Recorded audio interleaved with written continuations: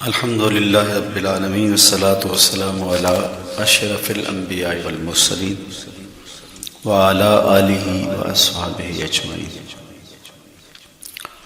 قال الله تعالى وتبارك في القرآن المجيد والفرقان الحميد. بسم الله الرحمن الرحيم. لا أقسم بهذا البلد وأنت حل بهذا البلد ووالد وما ولد لقد خلقنا الإنسان في كبد. صدق الله مولانا العظيم وصدق رسوله النبي الكريم الرؤوف الرحيم. اللهم نور قلوبنا بالقرآن وزين أخلاقنا بالقرآن وأدخلنا الجنة بالقرآن ونجنا من النار بالقرآن. قال الله تعالى وتبارك في شان حبيبه مخبرا وآمرا إن الله وملائكته يصلون على النبي يا أيها الذين آمنوا صلوا عليه وسلموا تسليما. اللهم صل على سيدنا ومولانا محمد معدن الجود والكرم صلاة وسلاما عليك يا سيدي يا رسول اللہ. میں نے آپ کے سامنے قرآن مجید کے جو کلمات تلاوت کیے ان میں اسی حقیقت کو بیان کیا گیا. لا اقسم بہذا البلد، آغاز ہوا شہر مکہ کی قسم سے. قسم ہے مجھے اس شہر کی، پھر وجہ قسم بھی بیان کی. وَأَنْتَ حِلٌّ بِهَذَا الْبَلَدِ، مجھے اس شہر کی قسم اس لیے کہ محبوب اس شہر میں تو جو بستا ہے، تیرا بسیرا ہے اس شہر میں، اس شہر کی گلیوں نے تیرے قدم چومے ہیں اور تیرے انفاس کی مہک اس کی فضاؤں میں بسی ہے، اس لیے مجھے قسم کہ یہاں تم رہتے ہو. حل بہذا البلد، مجھے اس شہر کی قسم اس لیے کہ محبوب اس شہر میں تو جو بستا ہے، تیرا بسیرا ہے اس شہر میں، اس شہر کی گلیوں نے تیرے قدم چومے ہیں اور تیرے انفاس کی مہک اس کی فضاؤں میں بسی ہے، اس لیے مجھے قسم کہ یہاں تم رہتے ہو. اللہ اکبر. علماء کے مابین اس بات پر اختلاف ہے کہ مکۃ المکرمہ افضل ہے یا مدینہ النبی صلی اللہ علیہ وآلہ وسلم افضل ہے.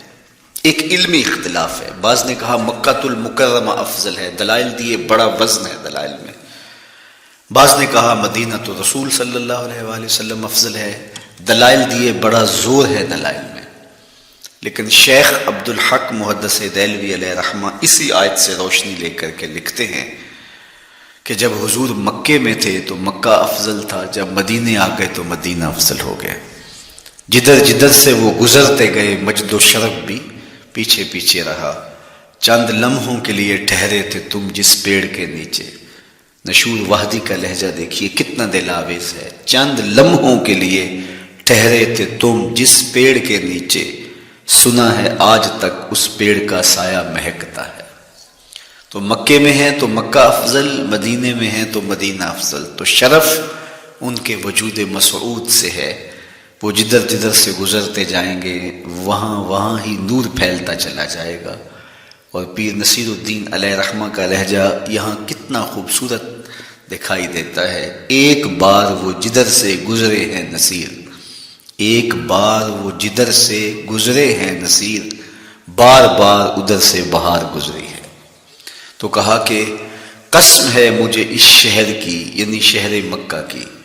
کیوں شہر کی قسم؟ وَأَنْتَ حِلٌّ بِهَذَا الْبَلَدِ، کہ محبوب اس حِلٌّ بِهَذَا الْبَلَدِ، کہ محبوب اس شہر میں تمہارا قیام ہے، اس شہر میں تمہاری رہائش ہے، تمہارے انفاس کی مہک ہے اس شہر کی فضاؤں میں، اور تمہارے قدموں کو چھوا ہے اس شہر کی گلیوں نے، اس لیے قسم کہ یہاں آپ رہتے ہو. ووالد وما ولد، اور قسم ہے باپ کی، اور قسم ہے جو اس کی اولاد ہے. والد سے مراد کیا ہے اور ما ولد سے مراد کیا ہے؟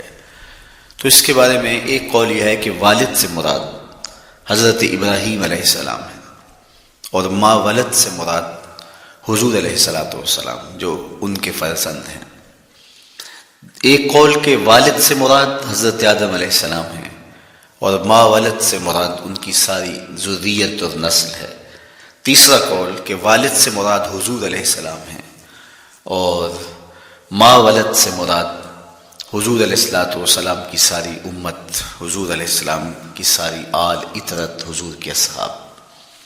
لیکن علماء نے پہلے قول کو ترجیح دی کہ مکۃ المکرمہ کی قسم کی گئی تو پھر مناسبت بنتی ہے کہ حضرت ابراہیم کا ذکر بھی ہو، تو اس لیے والد سے مراد حضرت ابراہیم ہیں اور ما ولد سے مراد حضور علیہ الصلوۃ والسلام کی ذات ستوتہ صفات ہے. تو تین چیزیں ہوئیں جن کی قسم کی گئی.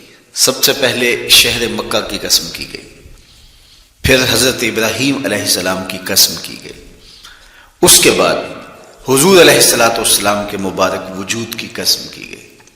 تین قسمیں کر کے کہا کیا گیا. چونکہ جو خالی ذہن شخص ہو، جب اس کو کوئی بات بیان کی جائے تو قسم سے آغاز نہیں کیا جاتا. متردد الذہن کو کوئی بات کرنی ہو تو قسم سے آغاز کیا جاتا ہے، یا پھر آپ جس مضمون کو بیان کرنے جا رہے ہیں وہ اتنا اہم ہے کہ اس کی اہمیت کو اجاگر کرنے کے لیے آپ کو قسم کرنا پڑتی ہے.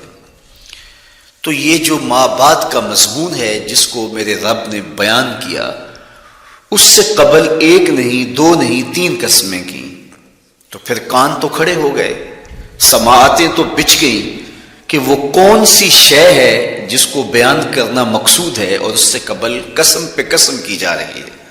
قسم محبوب شہر مکہ کی، قسم محبوب تیرے والد بزرگوار حضرت ابراہیم علیہ السلام کی، اور قسم تیرے پاکیزہ وجود کی. اب انسان بالکل سماعتیں بچھا کے منتظر ہے کہ قسم کی کس بات کی جا رہی ہے، کس بات پہ قسمیں ہو رہی ہیں. تو جواب آیا قسم محبوب شہر مکہ کی جس میں آپ رہتے ہو، قسم آپ کے والد بزرگوار حضرت ابراہیم علیہ السلام کی، اور قسم آپ کے پاکیزہ وجود کی.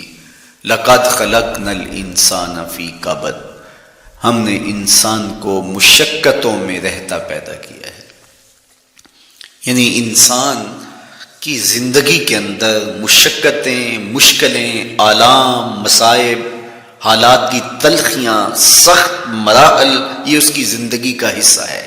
اور ہم نے اس کو ڈیزائن اس طرح کیا ہے کہ یہ ان ساری مشکلات سے نہ بردآزما ہوگا اور حالات کی تلخیوں کا مقابلہ کرے گا، اور خیر و شر کے ساتھ ساری زندگی اس کا تعلق رہے گا. تو یہ اگر سخت جان ہوا تو زندگی میں کامیاب اور بامراد ہوا، اور اگر یہ کمزور ہوا تو پیچھے رہ جائے گا. اور اس کے لیے جو قسمیں کی ہیں وہ تین ہیں. قسم کا اور جواب قسم کا تعلق ہوتا ہے، یعنی جس پہ قسم، جواب قسم کا تعلق ہوتا ہے.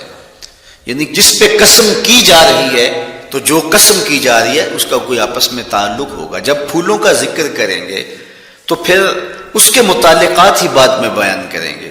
کسی نے کہا تھا جنگل میں کوئی مے خار مرا ہے، جنگل میں کوئی مے خار مرا ہے، اسے انگور کے پتوں کا کفن دو.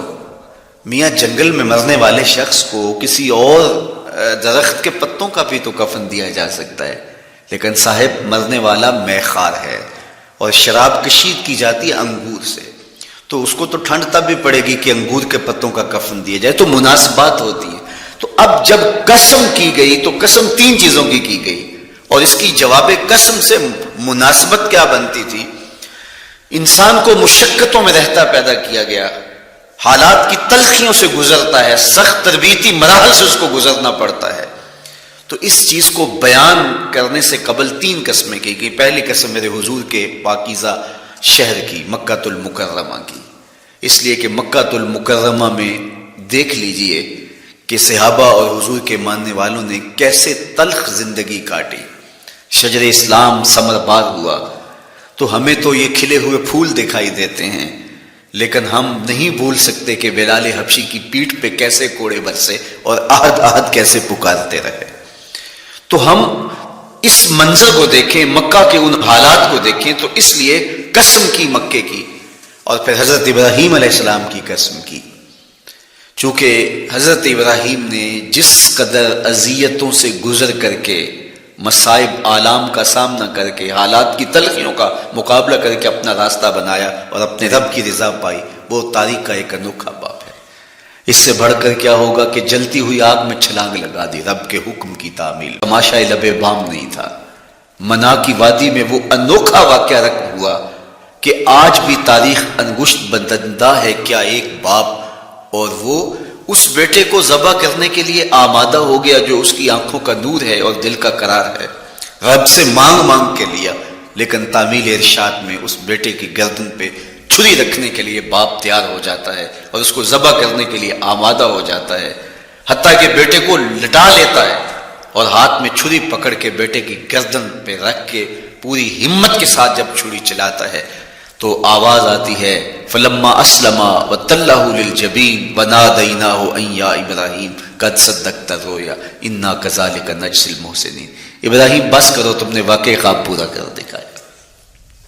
اپنی بیوی کو، اپنے نو مولود بچے کو وادی غیر ذی زرع میں چھوڑ آنا، جہاں کچھ بھی میسر نہیں تھا، یہاں آپ کو آپ کے ماں باپ چھوڑ کے جاتے ہیں، ایک خوبصورت آسودہ ماحول ہے، اور آپ کو جس مقصد کے لیے چھوڑ کے جا رہے ہیں تو وہ مقصد بھی آپ کی اور ان کے پیش نظر ہے، لیکن اس کے باوجود بھی جو ہے وہ آنکھیں نم ہو جاتی ہوں گی کہ ہم اپنی اولاد کو یہاں چھوڑ کے جا رہے ہیں، جبکہ ایک محفوظ پناہ گاہ میں آپ کو چھوڑ کے گئے۔ آپ کی تربیت کرنے والا ایک جو ہے وہ توانا طبقہ اور ایک توانا جو ہے وہ سٹاف موجود ہے جو آپ کی فکری، ذہنی، بدنی تربیت کے لیے کوشاں ہیں، لیکن اس کے باوجود بھی والدین محسوس کرتے ہیں لیکن اپنے نو مولود بچے کو وہاں چھوڑ کے جانا جہاں آب و دانہ بھی میسر نہیں تھا۔ مورخ اسلام فی جلندری نے اس وادی کا نقشہ کھینچتے ہوئے کہا، وہ وادی جس میں وحشت بھی قدم رکھتی تھی ڈر ڈر کے، جہاں پھرتے تھے آوارہ تھا پیڑے بادے، کھینچتے ہوئے کہا، وہ وادی جس میں وحشت بھی قدم رکھتی تھی ڈر ڈر کے، جہاں پھرتے تھے آوارہ تھا پیڑے بادے سر سر کے، جہاں پر گھاس اگتی تھی، جہاں نہ پھول کھلتے تھے، مگر وہ سرزمین تھی آسماں بھی جھک کے ملتے تھے۔ تو اس وادی میں چھوڑ کے آنا، حضرت ابراہیم نے جو امتحانات دیے، اس لیے ان کی قسم کی، چونکہ جواب قسم کا تعلق بنتا ہے تو قسم ابراہیم کے پاکیزہ وجود کی کہ جنہوں نے دکھ سہے، تکالیف، آلام گوارا کی، لیکن پائے سوات میں لغزش نہیں آنے دی۔ تیسری قسم میرے حضور کے پاکیزہ وجود کی فرمایا جتنے دکھ مجھے دیے گئے، جتنی اذیتیں مجھے پہنچائی گئیں، اتنی کسی کو نہیں دی گئیں۔ پیدا ہوئے تو حضور کے باپ کا سایہ سر پہ نہیں تھا، پھر اس کے بعد حضور مختلف مراحل سے گزرے، 6 سال کی عمر میں ماں کا انتقال ہو گیا۔ جب راہ حق میں لوگوں کو دعوت رشد و ہدایت دینے نکلے تو جو لوگوں کے رویے تھے اور جو اذیتیں لوگوں نے پہنچائیں وہ ایک الگ باب ہے۔ مکے کی گلیوں سے لے کے طائف کے بازاروں تک جن اذیتوں سے میرے حضور گزرے، ام المومنین سیدہ عائشہ رضی اللہ تعالیٰ عنہ فرماتی ہیں ایک دن حضور کی بارگاہ میں حاضری تھی تو ہم نے عرض کیا حضور کیا احد کے دن سے سخت دن بھی زندگی میں کبھی گزرا ہے؟ صحابہ کی نظر میں اس دن سے سخت دن کبھی زندگی میں نہیں آیا، اس لیے کہ جب 70 صحابہ کی لاشیں پڑی تھیں، حضور کے چچا حضرت امیر حمزہ شہید کر دیے گئے، اور نہ صرف انہیں شہید کیا گیا، ان کا مسئلہ کیا گیا، اعضائے بدنیاں کاٹ دیے گئے، ناک کاٹ لی گئی، زبان کاٹ لی گئی، بدن چیر کے کلیجہ نکالا گیا، اور پھر ان اعضاء کا ہار پرویا گیا، اور ہندا نے گلے میں ڈال کے رقص کیا، آنکھوں میں نیزے چبھ ہوئے گئے۔ تو یہ دردناک دن تھا۔ تو حضور کے سر انور پہ سفید رنگ کی پٹی بندھی تھی اور چشمان امی میرے چچا کی کہانی سناؤ۔ تو یہ دردناک دن تھا جو صحابہ نے اپنی آنکھوں سے دیکھا۔ تو انہوں نے کہا حضور کیا احد کے دن سے سخت دن بھی کبھی زندگی میں آیا؟ ان کا خیال تھا کہ حضور فرمائیں گے ہاں یہ میرا زندگی کا مشکل ترین اور سخت ترین دن تھا، لیکن حضور نے فرمایا ہاں عائشہ، جب طائف کے بازاروں میں تیری قوم نے مجھے پتھر مارے تو یہ دن احد کے دن سے بھی سخت تھا۔ حضور ان کے 3 سرداروں کے پاس پیغام حق لے کے گئے، لیکن انہوں نے آگے سے جو رویہ اختیار کیا وہ اتنا اذیت ناک تھا۔ حضور نے فرمایا کہ ٹھیک ہے میں تمہاری خیر خواہی کا جذبہ لے کے تمہارے تک پہنچا ہوں، تم نے میری دعوت کو قبول نہیں کیا، تمہاری مرضی، تمہارا مقصود، چلو اب یہ بات میرے اور تمہارے درمیان رہنی چاہیے، اس بات کو راز رہنا چاہیے، اہل مکہ تک یہ بات نہ پہنچے. انہوں نے کہا ہم کیوں راز رکھیں، بلکہ اوباشوں کے ہاتھ میں پتھر دے دیے. اور حضور جب واپس ہونے لگے تو وہ حضور کے پاؤں پہ سنگسنی کرتے. حضور اپنا ایک پاؤں اٹھاتے تو دوسرے پاؤں پہ مارتے. شدت درد اور احساس کرب سے حضور بیٹھ جاتے تو ان کے غنڈے دائیں بائیں سے بڑھتے اور کندھوں سے پکڑ کے حضور کو اٹھاتے اور مشق سنگسنی کرتے. نالین خون سے بھر گئے، لخت لخت زخمی ہوا. اللہ اکبر، کیا دردناک لمحے تھے، کیا تکلیف بری گھڑیاں تھی. تو کہا کہ جب طائف کے بازاروں میں تیری قوم نے مجھے پتھر مارے تو یہ دن احد کے دن سے بھی سخت تھا. اچھا، جب حضور پر اس طرح آلام و مصائب ٹوٹ پڑے تو حضور کے ساتھ جو صحابہ تھے انہوں نے کہا حضور ان کے لیے بد دعا کر دیجئے. تو میرے حضور بولے میں رحمت بن کے آیا ہوں، میں رحمت بن کے آیا ہوں. اللہ اکبر. ان کا تقاضا پہم بڑا تو حضور کے ہاتھ اٹھ گئے اور پھر حضور نے جو کہا سنیے، اللہم اہد قومی فإنہم لا یعلمون. اگر جانتے تو ان کا میرے ساتھ یہ رویہ نہ ہوتا. تو پتھروں کے جواب میں دعائیں دینا پیغمبروں کا حوصلہ ہوتا ہے. اللہ اکبر. مورخ اسلام فی جلندری نے کیا خوبصورت پیرائے میں نقشہ کھینچا کہ حضور ہاتھ اٹھا کے دعا مانگ رہے ہیں، الہی کرم کر کو سارے طائف کے مکینوں پر، الہی پھول برسا ان پتھروں والی زمینوں پر. تو حضور نے دکھ سہے، تکلیفیں سہی. اب 3 قسمیں کی. شہر مکہ کی قسم جہاں حضور کے صحابہ نے تکلیفیں سہی، اس شہر کی گلیوں میں انہیں گھسیٹا گیا اور ان کو کچی کھالوں میں لپیٹ کے دھونیاں دی گئی، انہیں اذیت ناک مراحل سے گزارا گیا. حضرت ابراہیم مشکل سے مشکل زندگی کاٹی اور رب کی رضا جوئی کے لیے کوشاں رہے. اور میرے حضور نے سخت ترین اذیتوں، مقاومتوں، مخالفتوں اور تکلیفوں کا سامنا کیا. تو ان 3 چیزوں کا حوالہ دے کر، ان 3 چیزوں کی قسم کر کے اب انسان کو بتایا جا رہا ہے کہ تم مشکلات سے تمہیں گزرنا پڑے گا، حالات کی تلخیاں تمہیں سہنی پڑیں گی. کسی مرتبے تک پہنچنے کے لیے تمہیں پھر تکلیفوں کی راہ اختیار کرنی پڑے گی. تم کون ہوتے ہو؟ میرا محبوب ہو تو تکلیفیں وہ بھی اٹھائے. 2 جہاں کا مالک ہو اور طائف کے بازاروں میں اس کے پاؤں پہ بھی پتھر پڑے، اور کونین کا سردار ہو اور ان کے اوپر اوجری ڈال دی جائے، کائنات کا مالک ہو اور ان کو مکے کی گلیوں کے اندر ان کے گلے میں عقبہ بن نبی معیط کپڑا ڈالے اور تاؤ دے. تو کیا ان مشکلات سے تم بچ سکتے ہو؟ جب تم کسی منزل تک پہنچنا چاہتے ہو تو پھر یہ حوالے ماضی کے دیکھ لو. 3 قسمیں کر کے اس حقیقت کو بیان کیا. ابراہیم علیہ السلام کے وجود کو دیکھ لو، حضرت مصطفیٰ کریم علیہ السلام کی ذات ستودہ صفات کو دیکھ لو، اور مکے کی گلیوں میں صحابہ کے ساتھ جو ظلم اور جبر ہوئے اور انہوں نے جو قسمیں کھا کر کے کہا کہ بے شک انسان مشقتوں میں رہتا پیدا کیا گیا ہے.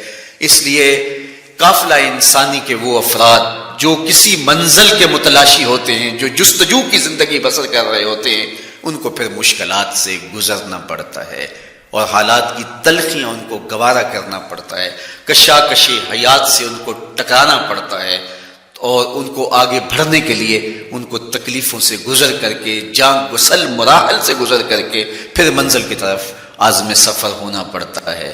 کیا میں نے اس خاکدان سے کنارہ جہاں رزق کا نام ہے آب و دانا، پلٹنا جھپٹنا جھپٹ کر پلٹنا لہو گرم رکھنے کا ہے ایک بہانہ. پرندوں کی دنیا کا درویش ہوں میں کہ شاہی بناتا نہیں آشیان. تو زندگی مشکل مراحل سے گزر جانے کا نام ہے. اقبال نے کہا تھا ہے شباب اپنے لہو کی آگ میں جلنے کا نام. یہ زندگی آسان نہیں ہے، یہ حالات کی تلخیوں کا مقابلہ کرنے کا نام ہے، یہ ضبط نفس کا نام ہے، یہ اپنے من کی تربیت کا نام ہے. حضرت امام راضی سائت کریمہ کے تحت لکھتے ہیں کہ جب بچہ شکم مادر میں ہوتا ہے تو وہ 3 پردوں میں ہوتا ہے، ایک جھلی کا پردہ، ایک رحم مادر کا پردہ اور ایک پیٹ کا پردہ. تو 3 پردوں میں وہ بیچارہ بڑی عجیب سی حالت میں ہوتا ہے. یہ اس کا پہلا مرحلہ ہے تخلیق کے بعد. اس کے بعد پیدائش کا دوسرا مرحلہ ہے. یہ زچہ بچہ دونوں کے لیے موت و حیات کے مرحلے ہوتے ہیں. اس کے بعد وہ پیدا ہوا، اس دنیا پہ آیا تو اس کی مشکل کیا ہے؟ زبان ہے، بولنا نہیں جانتا، دیکھتا ہے پہچان نہیں سکتا، سنتا ہے سمجھ نہیں سکتا، ہاتھ ہے پکڑ نہیں سکتا، ٹانگیں ہیں چل نہیں سکتا. کتنی مشکل بن گئی. یہ سب کچھ چیزیں ہونے کے باوجود بھی وہ بے بس دکھائی دیتا ہے، اس کو دودھ مانگنے کے لیے بھی رونا پڑتا ہے، کے باوجود بھی وہ بے بس دکھائی دیتا ہے، اس کو دودھ مانگنے کے لیے بھی رونا پڑتا ہے۔ تو یہ ایک مرحلہ تھا۔ پھر آہستہ آہستہ اس نے بولنا سیکھا، ایک ایک حرف کر کے، لفظ لفظ جوڑ کے وہ جملے مکمل کرتا رہا۔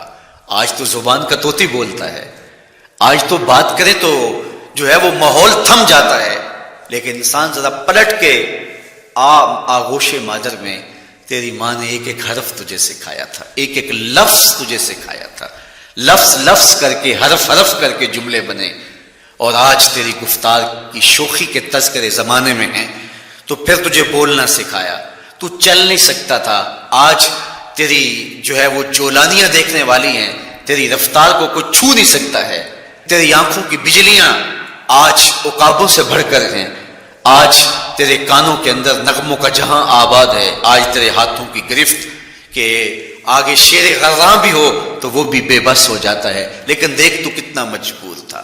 اچھا چلو وہاں سے آگے آئے، پھر زندگی کو سیکھنا پڑتا ہے، آداب سیکھنے پڑتے ہیں، کس سے کیا بات کرنی ہے سیکھنا پڑتا ہے، آگے بڑھے، جوانی کی دہلیز پہ پہنچے۔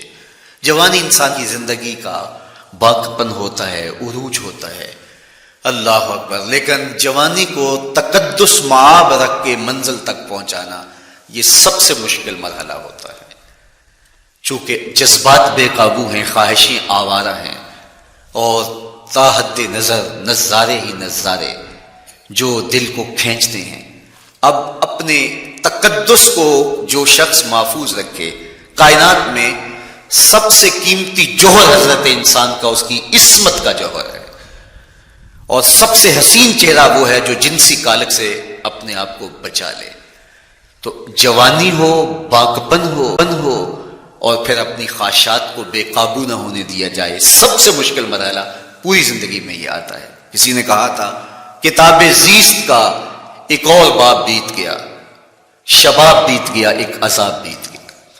تو شباب کا ختم ہونا اور اس کو خیریت سے منزل تک پہنچنا یہ کتنا بڑا مشکل مرحلہ ہوتا ہے، جس کا جوانی میں باطن کا چہرہ مسخ ہو جاتا ہے اور جنسی کالک سے جو چہرہ آلودہ ہو جاتا ہے اس کا عفت کا دامن داغدار ہو جاتا ہے۔ تو اس لیے وہ چہرہ تاباں ہے، وہ چہرہ روشن ہے، وہ چہرہ منور ہے جو اپنے آپ کو کالک نہیں لگنے دیتا اور اپنی عصمت کی حفاظت کرتا ہے۔ میرے حضور نے بھی ارشاد فرمایا سبعۃ یظلھم اللہ تعالی فی ظلہ یوم لا ظل الا ظلہ، 7 اشخاص ایسے ہیں قیامت کے دن جب کوئی سایہ نہیں ہوگا، اللہ ان کو اپنے عرش کا سایہ عطا کرے گا۔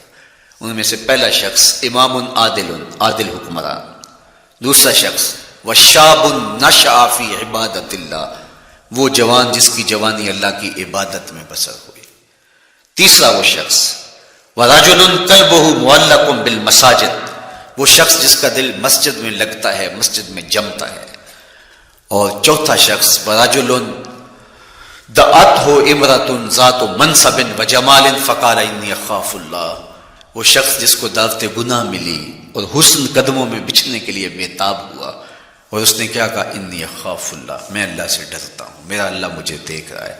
میرے حضور نے فرمایا قیامت کے دن جب کوئی سایہ نہیں ہوگا، اللہ اس کے اوپر اپنے عرش کا سایہ تان دے گا، جو اپنی عصمت کے جوہر کو بچا گیا۔ تو یہ ایک مشکل مرحلہ تھا، اپنی جوانی کے تقدس کی حفاظت کرنا۔ میرے حضور نے ارشاد فرمایا انا حبیب اللہ، میں اللہ کا حبیب ہوں۔ جو جوان جوانی میں توبہ کرتا ہے وہ بھی اللہ کا حبیب ہے۔ کتنا بڑا اعزاز ہے اور کتنا بڑا کمال ہے جو شخص کو ملتا ہے جو جوانی میں اپنی عصمت کے تقدس کی حفاظت کرتا ہے، اپنی آبرو پہ پہرا دیتا ہے، اپنی نظروں کی حفاظت کرتا ہے، اپنی سوچوں کو آوارہ نہیں ہونے دیتا، اپنے خیالوں کو بھٹکنے نہیں دیتا، اپنی خواہشات کو بے قابو نہیں ہونے دیتا۔ تو یہ مشکل ترین لمحہ تھا۔ اس کے بعد امام راضی کہتے ہیں اب شادی کا مرحلہ ہوا، تو پہلے خود اپنی ذمہ داری تھی، اب کسی کا بوجھ بھی اٹھانا پڑا، یہ اگلی مشکل آ پڑی۔ پھر بچے ہوئے تو پھر اپنی زندگی تو ختم ہو گئی، پھر ساری زندگی، پھر بڑھاپے میں چلے جائیں، ارذل العمر تک چلے جائیں، یہ ساری زندگی مشکلات، لقد خلقنا الانسان فی کبد۔ تو ہمیں عملی طور پہ مشکلات کے مقابلے کے لیے تیار ہونا چاہیے۔ دیکھیے ہم جب شکار کرنے جاتے ہیں اور وہ خطرناک جنگل ہو جس میں شیر، بھیڑی اور دیگر جانور بھی ہوں، تو پھر ہم حفظ ما تقدم کے طور پہ سب کچھ ساتھ لے کے جاتے ہیں اور اس انداز سے جاتے ہیں کہ ہمارے اوپر اگر کوئی حملہ ہو تو بچاؤ کی یہ تدبیر ہو.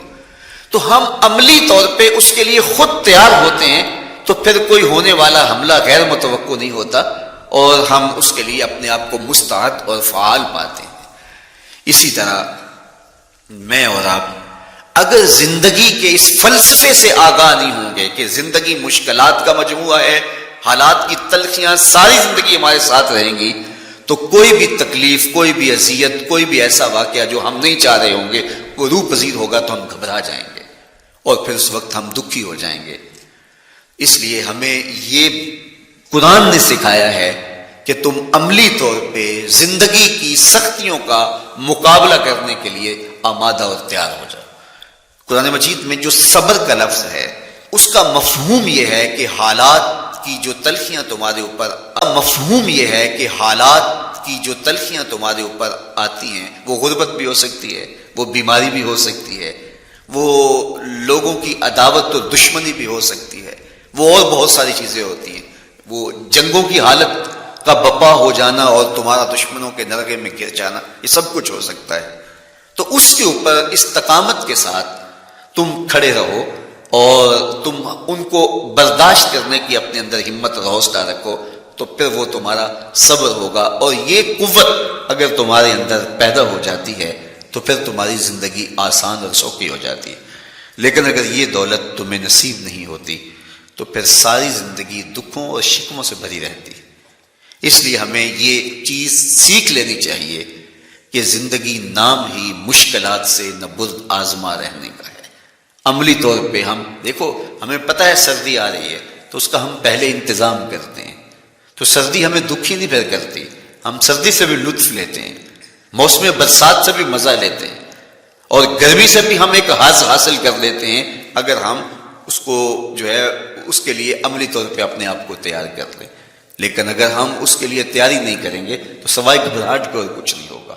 تو مجھے اور آپ کو عملاً اپنے آپ کو اس بات کے لیے آمادہ کرنا پڑے گا کہ زندگی ان حالات کی تلخیوں سے ٹکرانے کا نام ہے اور ساری زندگی ہمیں ان مراحل سے گزرتے رہنا پڑے گا. اور قرآن نے جو ہے وہ 3 قسمیں کر کے، اور 3 قسمیں بھی شہر مکہ کی اور محبوب کریم کے پاکیزہ وجود اور جناب ابراہیم علیہ السلام کی، تاکہ تمہیں پتہ چلے جب ان کو بھی ان مراحل سے گزرنا پڑا میں اور آپ کیا بیچتے ہیں. اس لیے ہمیں اپنی زندگی کو ان راہوں پہ ڈالتے ہوئے صبر اور استقامت، اب صبر اور استقامت کی دولت ہمیں کیسے نصیب ہوگی، یہ دولت کس طرح، یہ قوت راسخہ ہمارے اندر کیسے پیدا ہوگی اور کس طرح ہمارے من کے اندر یہ چیزیں سمائے گی. اللہ تعالیٰ کی خشیت، اس پر توکل، اس پر بھروسہ، اور اللہ تعالیٰ جل شانہ کی طرف سے ہر کام کے ہونے کا یقین ہمارے اندر یہ استقامت اور یہ حوصلہ پیدا کرتی ہے یہ چیز.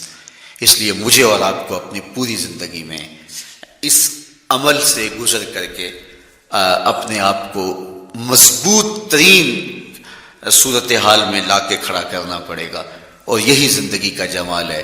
تو اب پھر دیکھیے قرآن کیا کہہ رہا ہے، لا اقسم بہذا البلد وانت حل بہذا البلد ووالد وما ولد، 3 قسمیں کی.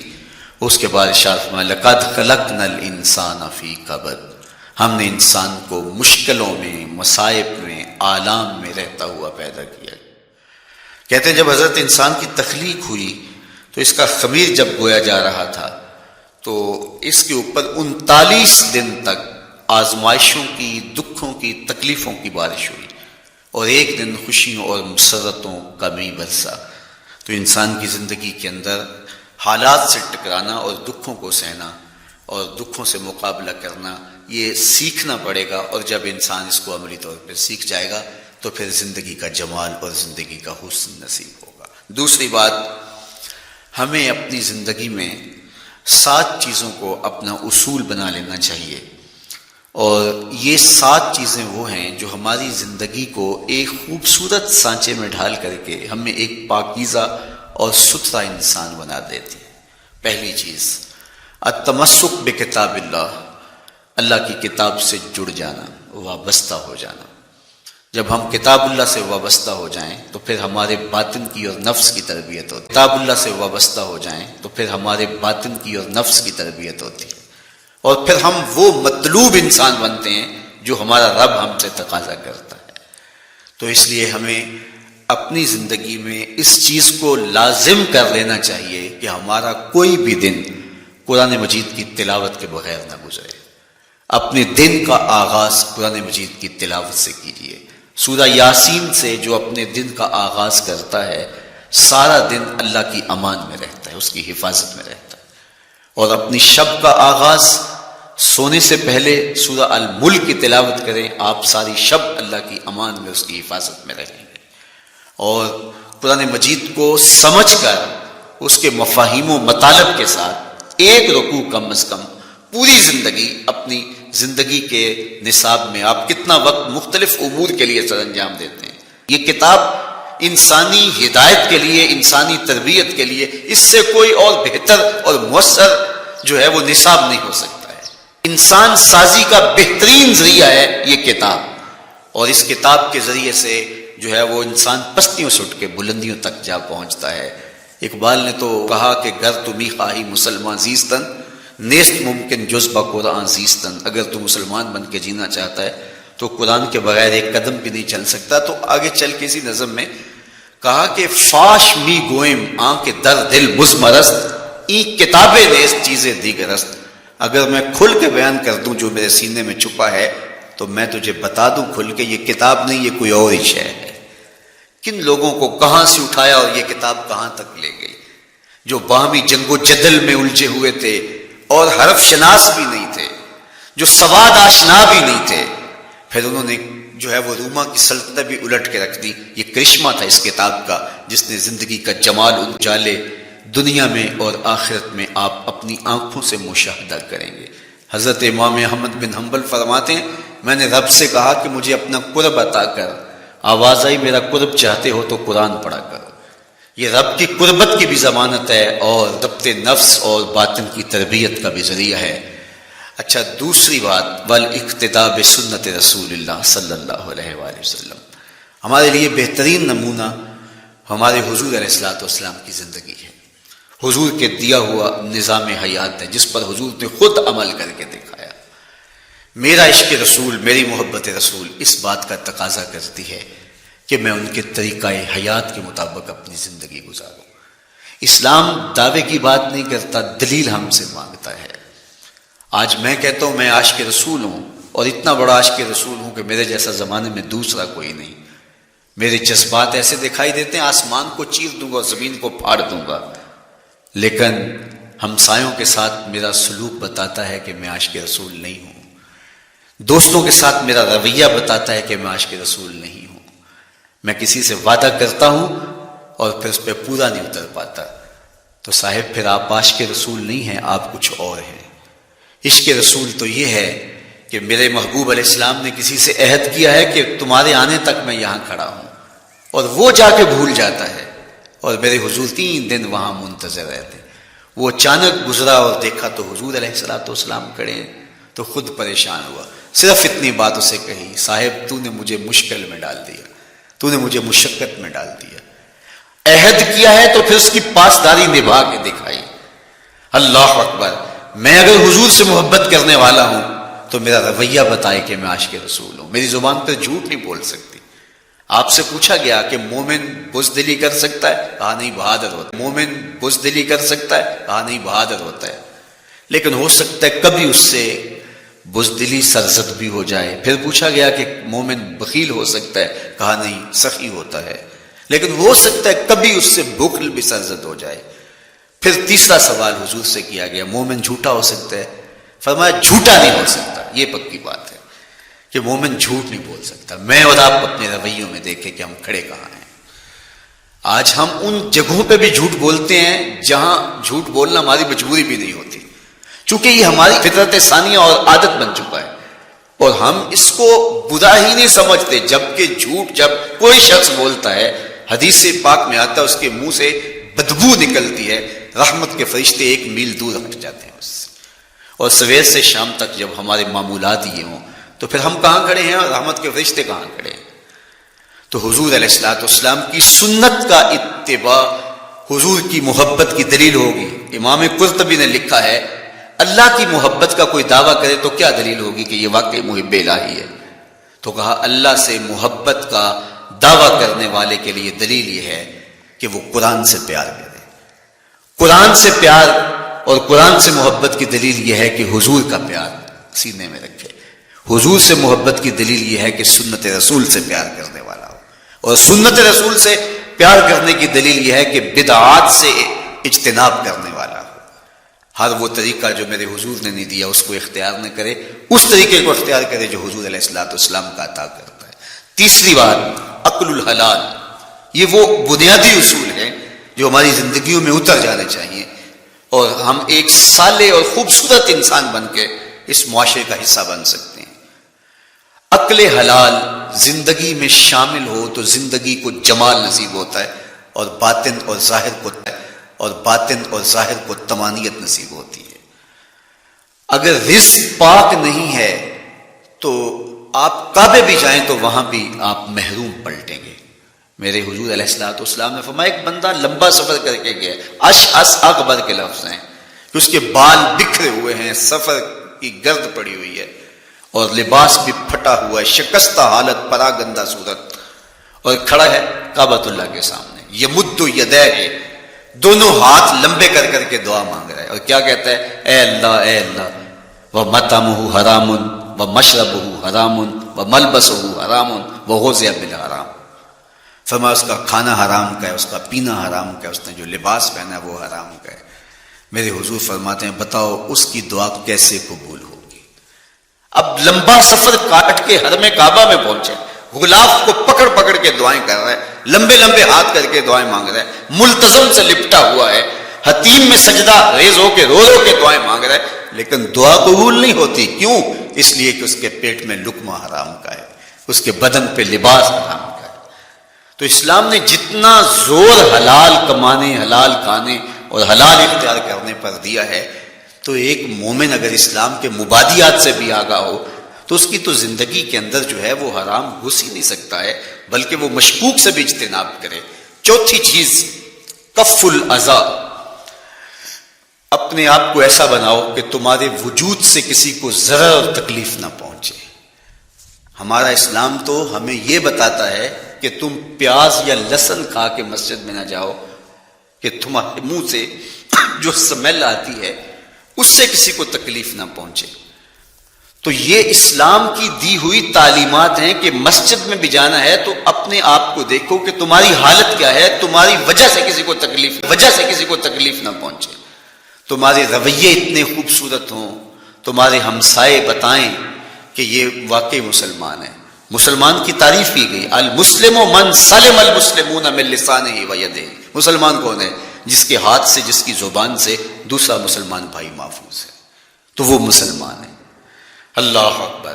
ہم یہ جو کہتے ہیں السلام علیکم، اس کو کہتے ہیں تحیت المسلم، مسلمان کا تحیت۔ تو اس میں اس کے معنی پہ غور کریں تو ہم اس کو ضمانت دے رہے ہوتے ہیں، السلام علیکم، تیرے اوپر سلامتی ہو۔ تو ہم اپنی جانب سے ضمانت دیتے ہیں میرے بھائی، میری طرف سے تیری عزت، تیری جان، تیری آبرو سلامت ہے، اب میری جانب سے تو پریشان نہیں ہونا، میں تجھے سلامتی کی ضمانت دیتا ہوں۔ اور وہ آگے سے کیا کہتا ہے؟ وعلیکم السلام، میرے بھائی پھر میری جانب سے بھی تیرا سب کچھ محفوظ ہے۔ اگر سلام کا مفہوم اچھی طرح ہماری روحوں میں اتر جائے تو پھر ایسا ہو نہیں سکتا کہ ہم جس کو السلام علیکم کہہ دیں پھر اس سے ہم دھوکہ کریں یا اس کی آبرو پہ حملہ آور ہوں یا اس کے مال پہ حملہ آور ہو جب السلام علیکم کہہ دیا۔ چونکہ جو ہمیں لفظ بولنے کے لیے کہا گیا اس کے پیچھے فلسفہ ہے لفظ ہوگا۔ یہ پھول ہے، ان کو دیکھ کر سبحان اللہ کہنے کا کہا گیا ہے، پہاڑوں کو دیکھ کے اللہ اکبر کہنے کا کہا گیا ہے۔ پہاڑوں کو دیکھ کے سبحان اللہ کہہ دیں اور پھولوں کو دیکھ کے اللہ اکبر کہہ دیں، ایسا کیوں نہیں کہہ دیتے؟ لیکن نہیں، اس لیے کہ جب پہاڑوں کو دیکھتے ہیں تو دل میں ان کی ہیبت پیدا ہوتی ہے۔ اتنے بڑے پہاڑ، سمندر کو دیکھتے ہیں تو اس کی ہیبت پیدا ہوتی ہے، اتنا بڑا سمندر تا حد نظر پھیلا ہوا، تو جب اس کی بڑائی پیدا ہونے لگتی ہے تو فوراً پلٹایا گیا اللہ کی بڑائی کی طرف اور کہا بول اللہ اکبر، یہ نہیں میرا اللہ بڑا ہے۔ اور پھول کو جب دیکھا تو اس کی لطافت کی طرف الجھنے لگے، کتنا خوبصورت ہے، درزوں میں کیسے خوشبو بسی ہوئی ہے، کیسے رنگ ہیں، کیسے جمال ہیں. اللہ اکبر. وہ کیا کسی نے کہا تھا نا کہ درزوں کی لطافت میں خوشبو نے اماں پائی، گل چیرنے والے نے کس شان سے چیرا. میں خوشبو نے اماں پائی، گل چیرنے والے نے کس شان سے چیرا ہے. تو کیا کمال ہے یار، کیا پتیاں ہیں، کیا رنگ ہے، کیا خوبصورتی ہے، کیا لطافت ہے. الجھنے لگے. آپ بول سبحان اللہ. یہ کیا ہے جس نے رنگ بھرے ہیں وہ پاک ہے. تو تیرا دل الجھ نہ جائے. تو جو ہم بولتے ہیں لفظ جہاں بھی بولتے ہیں اس کے پیچھے ایک فلسفہ ہوتا ہے. السلام علیکم یہ تحیت المسلم ہے. جب ہم کسی کو کہتے ہیں السلام علیکم تو اس کو ہم نے ضمانت دے دی، بس بات ختم. اب جو ہے وہ میری جانب سے تو محفوظ ہے. لیکن ہم سلام بھی لے رہے ہوں گے اور ہاتھ بھی کاٹ رہے ہوں گے اور اس کی جیب بھی کاٹ رہے ہوں گے، پھر سلام نہیں لیا، ہم نے منافقت کی ہے. تو کف الاذی چوتھی چیز. اور پانچویں چیز اجتناب المعاصی، گناہوں سے اپنے آپ کو بچا کے رکھنا. نیکی کرنا بہت اہم ہے، لیکن نیکی کرنے سے زیادہ ہم اپنے آپ کو گناہوں سے بچانا ہے. چونکہ شر کی قوتیں ہمارے ساتھ جڑی ہوئی ہیں، اس لیے اپنے آپ کی حفاظت جب ہم کریں گے تو ہم ایک اچھی صورت میں آگے بڑھیں گے. اور چھٹی چیز وہ ہے التوبہ. توبہ تسلسل کے ساتھ کرتے رہیے. یہ تصور کے بڑھاپے میں توبہ کریں گے، یہ تصور کہاں سے آیا؟ یا ہمارے ہاں آج کل یہ کلچر پیدا ہوا ہے کہ لیلۃ القدر یا شبرات کے دن سارے جڑ کے توبہ کرنے بیٹھ جاتے ہیں اور پورا سال اپنی مرضی کی زندگی گزارتے ہیں. ایسا نہیں ہے. میرے حضور کے دامن پہ ایک بھی گناہ کا دھبا نہیں تھا. ہم نبیوں کی عصمت کے قائل ہیں، کسی نبی پر کوئی گناہ کا دھبا نہیں ہوتا. اگر اس امکان کو بھی تسلیم کر لیا جائے تو ساری شریعت مشکوک ہو جاتی ہے. لیکن اس کے باوجود حضور فرمایا میں دن میں اللہ سے 100 بار توبہ کرتا ہوں، ایک دن میں 100 مرتبہ توبہ کرتا ہوں. میں اور آپ دیکھیں کہ ہم کیا اس معمول کو اپنی زندگی میں شامل کیے ہوئے ہیں. جب انسان توبہ کرتا ہے، جب غسل کر لیتا ہے نا ایک دفعہ، تو پھر وہ بچ بچ کے چلتا ہے کہ کوئی گرد دوبارہ پڑ نہ جائے. اور جب وہ لتھڑا ہوا ہو تو پھر اس کو پرواہ بھی نہیں ہوتی. اس لیے ہمیں بار بار غسل کرنے کی، بار بار توبہ کرنے کی تلقین کی گئی ہے تاکہ ہم پھر نئے گناہوں سے بچتے رہیں گے. تو اپنی زندگی میں توبہ کا تسلسل کیجئے. شام سویرے صبح بار بار اللہ سے توبہ کی اور رجوع کیجئے. اور آخری چیز ادا الحقوق، حقوق کا ادا کرنا. ہمارے ذمے جو حقوق عائد ہوتے ہیں وہ ہمارے والدین کے ہیں، وہ ہمارے بہن بھائیوں کے ہیں، وہ ہمارے دوستوں کے ہیں، ہمسایوں کے ہیں، ہمارے اساتذہ کے ہیں، کلاس فیلوز کے ہیں.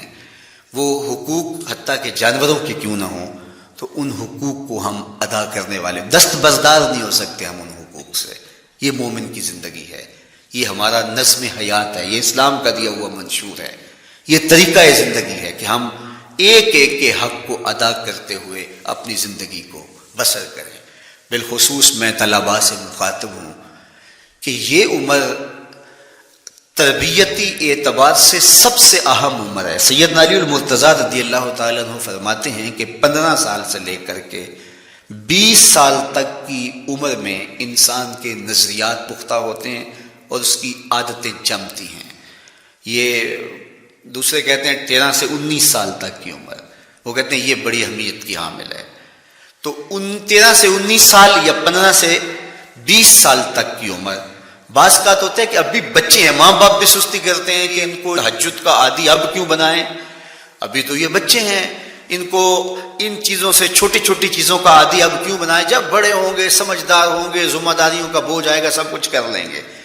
تو پھر اس وقت کرنا مشکل ہوتا ہے، پھر کر نہیں پاتا بندہ. تو جو سیکھنا ہے، جو عادتیں پختہ کرنی ہے، وہ اسی زندگی میں ہوتی.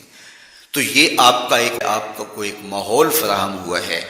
آپ کے ہمسائے آپ کے کلاس فیلوز ہیں جو آپ کے ساتھ کمرے میں رہ رہے ہیں. ہمسائیگی کے حقوق ادا کرنے کا جو انداز ہے وہ یہاں ہی سیکھیے اور اپنے اندر اس کو متحقق کیجیے اور پختہ کیجیے. اسی طرح اپنے گفتگو کے لہجوں میں شائستگی، اپنے انداز کے اندر خوبصورتی اور اپنے رویوں کے اندر جمال پیدا کرنے کی کوشش کریں. اپنے آپ کو مؤثر بنائیں اور شریعت کے بتائے ہوئے اصول اور ضابطوں کے مطابق آپ جب زندگی کے چند دن گزار لیں گے پھر زندگی گزارنے کا نشہ آنے لگ جائے گا. چونکہ جب ہم اپنی خواہش کی زندگی گزارتے ہیں تو پھر ہم خود بے چین اور مضطرب ہوتے ہیں، اس لیے کہ ہمیں اس طرح زندگی گزارنی چاہیے جس طرح ہمارے رب نے ہمیں بتایا ہے. آپ کوئی بھی مشین خریدتے ہیں، کوئی بھی چیز لیتے ہیں تو اس کے ساتھ چھوٹی سی بک دیتے ہیں آپ کو، اس کا طریقہ استعمال بتاتے ہیں کہ اس کو یوں استعمال کرو گے تو دیر پا اس کے فوائد حاصل کرو گے۔ اگر یہ مائک ہم اس طرح استعمال نہیں کرتے، اپنی خواہش سے استعمال کریں گے تو پھر نتیجہ کیا ہوگا کہ تھوڑے دنوں کے بعد جو ہے وہ خرابی کی طرف سلسلہ چلے گا۔ اس طرح یہ وجود جس پاکیزہ ذات نے بنایا ہے اس نے ہمیں بتایا ہے کہ اس کو استعمال کیسے کرنا ہے اور اس زندگی کو کیسے گزارنا ہے۔ اور پھر انسان کو ایک ماڈل اور نمونہ بھی چاہیے، تو کہا نمونہ دیکھنا ہے تو محمد عربی کی